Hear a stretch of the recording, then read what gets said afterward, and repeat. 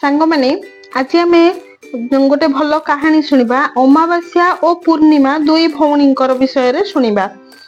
जय जगन्नाथ सांग माने नमस्कार। मु सुचित्रा आपण मानक स्वागत जनाऊँ मोर आउ एक नुआ वीडियो को वीडियोटी को स्किप न करी शेष पर्यंत देखिए, लाइक शेयर करदेबे, चैनल रे नुआ थिले सब्सक्राइब करने को अनुरोध रहिला। सांग माने गोटे राज्य रे जने राजा एवं जने रानी रहुथिले। तांकर 4 संतान थिले, 2 पुओ एवं 2 झियो। गोटे झीर नाम पूर्णिमा एवं अन्य झीटीर नाम अमावास्या थिला। पूर्णिमा घरर समस्त काम करुथिले एवं भगवानकर मध्य उपासना करुथिले। एहा व्यतीत से गौमातार सेवा मध्य करुथिले, किंतु अमावास्या घर काम करू नथिले कि भगवानकर पूजा भी करू नथिले किंबा गौमातांकर सेवा करू नथिले। तथापि राजा एवं रानी उभय पुओ एवं अमावास्या को बहुत भल पाउथिले, किंतु पूर्णिमा को भल पाउ नथिले। राजांकर उभय पुओ और झियो धीरे धीरे बड़ हेले। राजा उभय पुओ विवाह कराइले। एहा परे रानी राजा को कहिले जे 2 झियो विवाह योग्य भी होई सारछंती, तेणु कौनसी भल प्रस्ताव देखि सेमानक विवाह कराई दियंतु, किंतु अमावास्या को एक बड़ घरे एवं पूर्णिमा को एक गरीब घरे विवाह देबे ठीक करिवे। कारण पूर्णिमा घर काम, भगवान को उपासना एवं गोमाता सेवा करने को पसंद करती।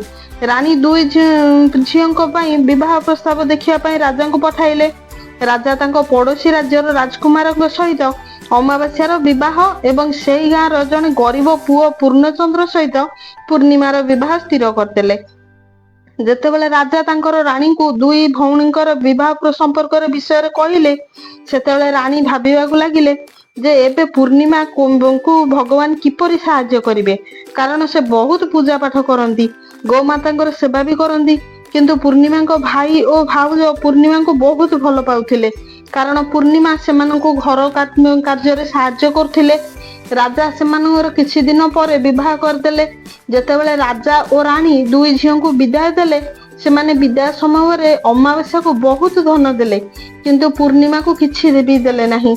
एहा परे उभय भौणी निज निज शाशुघर को गले।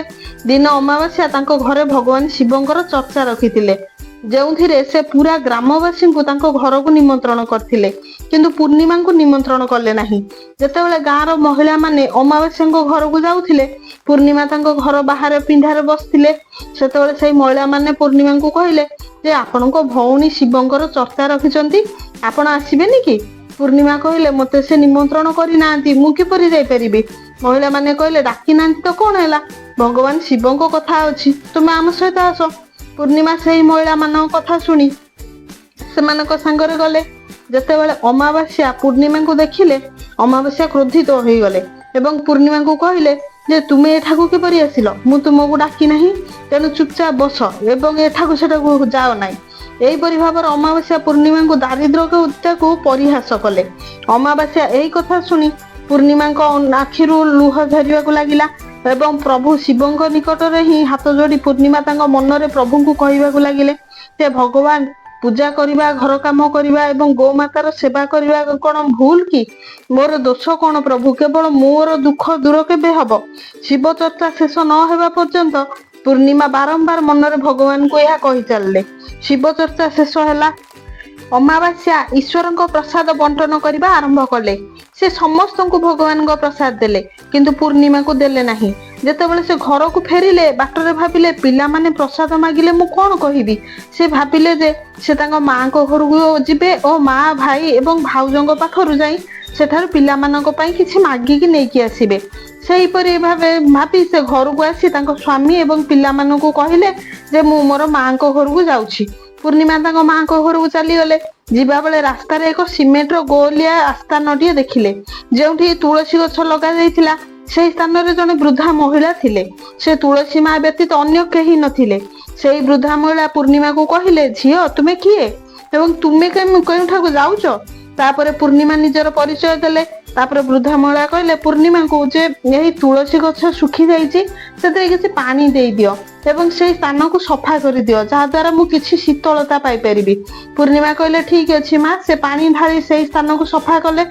से तांको स्नान कराई देले, पाद को दबाई कहले मां आउ कोन काम अछि? से कहले आउ किछि नाही, तू जमे जाई फेरिले आसीला बेले मते टिके देखा करिवो। पूर्णिमा कहले ठीक अछि मां एवं सेठोर से चली गले। ଚାଲି ଚାଲି ଗଲା ବେଳେ ଏକ ଶିବ ମନ୍ଦିର ଆସିଲା। ସେଠାରେ ମଧ୍ୟ ଜଣେ ବୃଦ୍ଧ ବାବାଙ୍କୁ ଭେଟିଥିଲେ। ସେ ପ୍ରଭୁ ମହାଦେବଙ୍କ ବ୍ୟତୀତ ଅନ୍ୟ କେହି ନଥିଲେ। ସେ ପୂର୍ଣ୍ଣିମାଙ୍କୁ କହିଲେ, ଝିଅ ତୁମେ କେଉଁଠାକୁ ଯାଉଛ? ପୂର୍ଣ୍ଣିମା ନିଜର ପରିଚୟ ଦେଲେ। ତାପରେ ବୃଦ୍ଧ ବାବା ପୂର୍ଣ୍ଣିମାଙ୍କୁ ସେଇ ମନ୍ଦିର ସଫା କରିବାକୁ କହିଲେ। ପୂର୍ଣ୍ଣିମା କହିଲେ, ଠିକ ଅଛି ବାବା, ଏବଂ ସେ ମନ୍ଦିରର ବାରଣ୍ଡା ସଫା କରି ପୂଜା କଲେ ଏବଂ ବାବାଙ୍କୁ ପଚାରିଲେ, ଆଉ କଣ କାମ ଅଛି କି ବାବା? ବୃଦ୍ଧ ବାବା କହିଲେ, ଆଉ କିଛି କାମ ନାହିଁ, ତମେ ବର୍ତ୍ତମାନ ଯାଅ ଏବଂ ଆସିଲା ବେଳେ ମତେ ସାକ୍ଷାତ କରିବ। ପୂର୍ଣ୍ଣିମା କହିଲେ, ଠିକ ଅଛି ବାବା, ଏବଂ ସେଠାରୁ ସେ ଚାଲିଗଲେ। ଏବେ ଆଗକୁ ଯିବା ବେଳେ ସେ କାଳୀ ମା ମନ୍ଦିରରେ ପାଇଲେ। ସେଠାରେ ମଧ୍ୟ ଜଣେ ବୃଦ୍ଧା ମହିଳା ବସିଥିଲେ।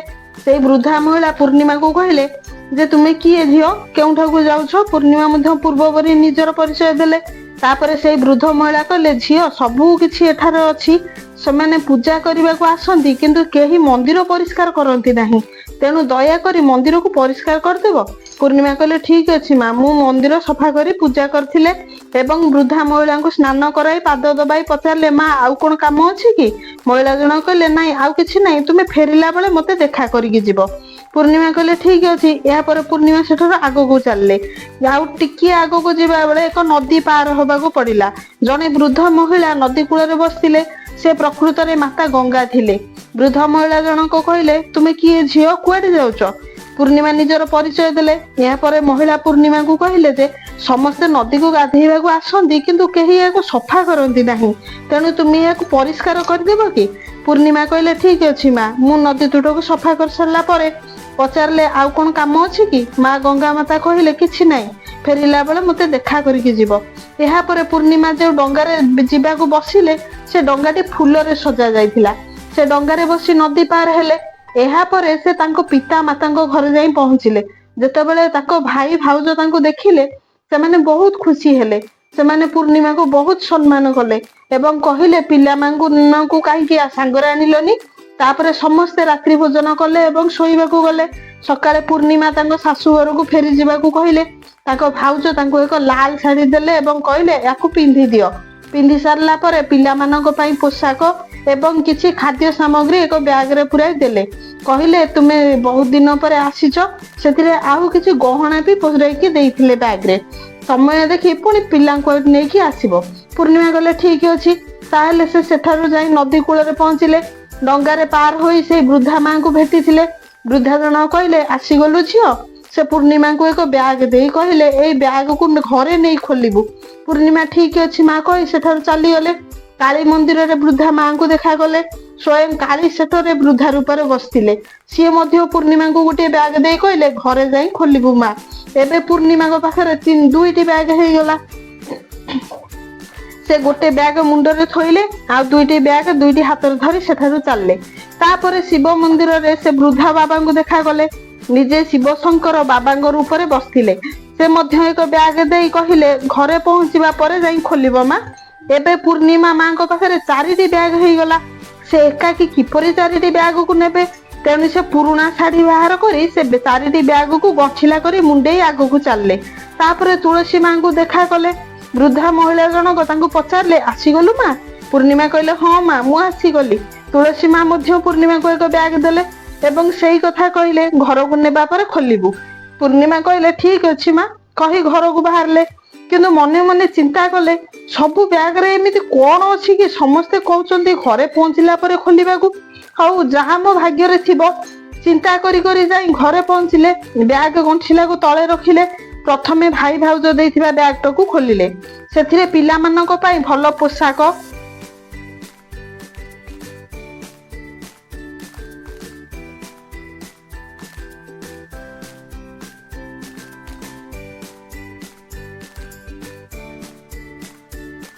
ଖାଦ୍ୟ ସାମଗ୍ରୀ ଏବଂ କିଛି ଅଳଙ୍କାର ଥିଲା। ପିଲାମାନେ ପୋଷାକ ଖାଦ୍ୟ ଦେଖି ଖୁସି ହୋଇଗଲେ। ଏବେ ଦ୍ୱିତୀୟ ବ୍ୟାଗଟି ଖୋଲିଲେ, ଯାହା ତାଙ୍କ ଗଙ୍ଗା ମାତା ଦେଇଥିଲେ, ସେଥିରେ ସୁନା ରୂପାରେ ଭରି ହୋଇ ରହିଥିଲା। ତାପରେ ତୃତୀୟ ବ୍ୟାଗଟି କାଳୀମା ଦେଇଥିଲେ, ତାଙ୍କୁ ଖୋଲି ଦେଖିଲେ, ସେଥିରେ ନିଜକୁ ସଜେଇବା ଜିନିଷରେ ପରିପୂର୍ଣ୍ଣ ହୋଇଥିଲା। ତାପରେ ଭଗବାନ ଶିବ ଦେଇଥିବା ବ୍ୟାଗଟି ଖୋଲିଲେ, ଦେଖିଲେ ଧନ ଓ ସମସ୍ତ ସୁଖରେ ପରିପୂର୍ଣ୍ଣ ଥିଲା। ତାପରେ ତୁଳସୀ ମା ଦେଇଥିବା ପଞ୍ଚମ ବ୍ୟାଗଟି ଖୋଲି ଦେଖିଲେ, ତାଙ୍କ ଘରେ ଚାଉଳ, ଡାଲି ଓ 7 ପ୍ରକାରର ଖାଦ୍ୟ ଶସ୍ୟରେ ଭରିଗଲା। ପୂର୍ଣ୍ଣିମାଙ୍କ ଘରେ କୌଣସି ଅଭାବ ନଥିଲା। ଏବଂ ତାଙ୍କ ଘରେ ଧନରେ ପରିପୂର୍ଣ୍ଣ ହୋଇଗଲା। ଏଥର ତାଙ୍କ ପରିବାର ଖୁସିରେ ଜୀବନ ଯାପନ କଲେ। ଦିନେ ପୂର୍ଣ୍ଣିମା ଚିନ୍ତା କଲେ, ମୁଁ ବି ମୋ ଘରେ ଶିବଙ୍କ ଚର୍ଚ୍ଚାର ଆୟୋଜନ କରିବି। ତାଙ୍କ ସ୍ୱାମୀଙ୍କୁ କହିଲେ, ତାପରେ ଶିବ ଚର୍ଚ୍ଚାର ଆୟୋଜନ କଲେ। ଗାଁର ସମସ୍ତଙ୍କୁ ଡାକିଲେ, ତାଙ୍କ ଭଉଣୀ ଅମାବାସ୍ୟାଙ୍କୁ ବି ନିମନ୍ତ୍ରଣ କଲେ। ଅମାବାସ୍ୟା ଶିବ ଚର୍ଚ୍ଚାଙ୍କ ପାଇଁ ପୂର୍ଣ୍ଣିମାଙ୍କ ଘରକୁ ଆସିଲେ। ଦେଖିଲେ ପୂର୍ଣ୍ଣିମାଙ୍କ ଘରେ କୌଣସି ଅଭାବ ନାହିଁ। ଅମାବାସ୍ୟା ଏତେ ଧନ ଦେଖି ଆଶ୍ଚର୍ଯ୍ୟ ହୋଇଗଲେ ଏବଂ ପୂର୍ଣ୍ଣିମାକୁ ପଚାରିଲେ, ତୁମ ପାଖରେ ଏତେ ଧନ କିପରି ଆସିଲା? ପୂର୍ଣ୍ଣିମାଙ୍କ ସାଙ୍ଗରେ ଯାହା ଯାହା ହୋଇ ଘଟିଥିଲା ସବୁ କହିଲେ। କେମିତି ଅମାବାସ୍ୟା ତାଙ୍କୁ ନିମନ୍ତ୍ରଣ କରିଥିଲେ, ମଧ୍ୟ ସେ ଯାଇଥିଲେ, ତାଙ୍କୁ ପ୍ରସାଦ ମଧ୍ୟ ଦେଲେ ନାହିଁ, ବହୁତ ଉପହାସ କରି କଥା କହିଥିଲେ। ଏ କଥା ଶୁଣି ଅମାବାସ୍ୟା ପୂର୍ଣ୍ଣିମାଙ୍କୁ କହିଲେ, ତୁମେ ମଧ୍ୟ ମତେ ପ୍ରସାଦ ଦିଅ ନାହିଁ। ବହୁତ ଗାଳି କର, ଉପହାସ କର, କିନ୍ତୁ ପୂର୍ଣ୍ଣିମା ଅମାବାସ୍ୟାକୁ ପ୍ରସାଦ ଦେଇଥିଲେ। କିନ୍ତୁ ଅମାବାସ୍ୟା ପ୍ରସାଦ ନେଇ ନଥିଲେ। ଘରକୁ ଯାଇ ପିଲାମାନଙ୍କୁ କହିଲେ ଯେ ମୁଁ ନିଜ ମାଙ୍କ ଘରକୁ ଯାଉଛି। ଯିବା ବେଳେ ସେହି ତୁଳସୀ ମାଙ୍କୁ ପାଇଲେ, ଯିଏ ସେହି ସ୍ଥାନରେ ବୃଦ୍ଧା ମା ପରି ବସିଥିଲେ। ସେ ଅମାବାସ୍ୟାଙ୍କୁ କହିଲେ, ତୁମେ କିଏ ଝିଅ? କେଉଁଠାକୁ ଯାଉଛ? ଏଇ ତୁଳସୀ ଗଛଟି ଶୁଖି ଯାଇଛି, ସେଥିରେ ଟିକେ ପାଣି ଦେଇଦବ, ଏଇ ସ୍ଥାନକୁ ସଫା କରିଦେବ। ଅମାବାସ୍ୟା କହିଲେ, ଏ ବୁଢୀ, ତୋତେ ଦେଖାଯାଉନି କି ମୁଁ କେତେ ଦାମୀ ଶାଢୀ ପିନ୍ଧିଛି? ଏହା ଅପରିଷ୍କାର ହୋଇଯିବ। ଏହା କହି ସେ ଆଗକୁ ଚାଲିଲେ। ତାପରେ ଭଗବାନ ଶିବଙ୍କୁ ଭେଟିଲେ। ସେତେବେଳେ ସେ ମଧ୍ୟ ତାଙ୍କୁ ସେଇ ଏକା କଥା କହିଲେ। ତାପରେ ଅମାବାସ୍ୟା କାଳୀ ମାଙ୍କୁ ମଧ୍ୟ ଭେଟିଲେ। କାଳୀ ମାଙ୍କୁ ମଧ୍ୟ ସମାନ କଥା କହିଲେ। ତାପରେ କିଛି ବାଟ ଆଗକୁ ଗଲା ପରେ ଗଙ୍ଗା ମାତାକୁ ଭେଟିଲେ। ଅମାବାସ୍ୟା ତାଙ୍କ ଗଙ୍ଗା ମାତାଙ୍କୁ ମଧ୍ୟ ସମାନ କଥା କହିଲେ। ତାପରେ ସେ ଯୋଉ ଡଙ୍ଗାରେ ଗଲେ ବସିଲେ, ଫୁଲ ବଦଳରେ ଡଙ୍ଗାରେ କଣ୍ଟା ଥିଲା, ଯାହା ତାଙ୍କ ପାଦରେ ଫୋଡି ହୋଇଯାଇଥିଲା। ଡଙ୍ଗାରୁ ଓହ୍ଲାଇ ତାଙ୍କ ମାଙ୍କ ଘରକୁ ଗଲେ। ଯେତେବେଳେ ତାଙ୍କୁ ତାଙ୍କ ଭାଉଜ ମାନେ ଦେଖିଲେ, ନିଜ ନିଜ ଭିତରେ କଥା ହେଲେ, କାମ କି ନା କାଜ କି ତ ଦୁଶ୍ମନ ନାଜ କି, ଏ ମୁସିବତ କେଉଁଠୁ ଆସିଲା ରେ ବାବା? ଅମାବାସ୍ୟାଙ୍କ ସହିତ ଭଲ ବ୍ୟବହାର କଲେ ନାହିଁ। ଖାଇବାକୁ ଦେଇ ସମସ୍ତେ ଶୋଇବାକୁ ଚାଲିଗଲେ। ତାପରେ ଦିନ ସକାଳୁ ଉଠି ଭାଉଜ ମାନଙ୍କୁ କହିଲା, ମୁଁ ମୋ ଘରକୁ ଯାଉଛି। ଆଉ ଭାଉଜ ମାନେ କହିଲେ, ହଉ ତମେ ଯାଅ, ଠିକ ଅଛି, ତମେ ଯାଅ। ଅମାବାସ୍ୟା କହିଲେ, ପୂର୍ଣ୍ଣିମାକୁ ବ୍ୟାଗ ଦେଇଥିଲ, ମତେ କିଛି ଦେବନି କି? ଭାଉଜ କହିଲେ, ବ୍ୟାଗ ତୁମ ଘରେ ଯାଇ ପହଞ୍ଚିଯିବ। ତାପରେ ଅମାବାସ୍ୟା ନଦୀ ପାର ହୋଇ ଆସିଲେ। ସେଠାରେ ଗଙ୍ଗା ମାତା ବସିଥିଲେ। ବୃଦ୍ଧା ପଚାରିଲେ, ଝିଅ ତୁମେ ଆସିଛ କି? ଅମାବାସ୍ୟା କହିଲେ, ହଁ ମୁଁ ଆସିଛି। ତୁମେ ପୂର୍ଣ୍ଣିମାକୁ ବ୍ୟାଗ ଦେଇଥିଲ, ମତେ ଦେବନି କି? ଗଙ୍ଗା ମାତା କହିଲେ, ବ୍ୟାଗ ତୁମ ଘରେ ପହଞ୍ଚିଯିବ, ତୁମେ ଯାଅ। ତାପରେ କାଳୀ ମା, ଶିବ ଶଙ୍କର, ତୁଳସୀ ମା ମଧ୍ୟ ସମାନ କଥା କହିଥିଲେ।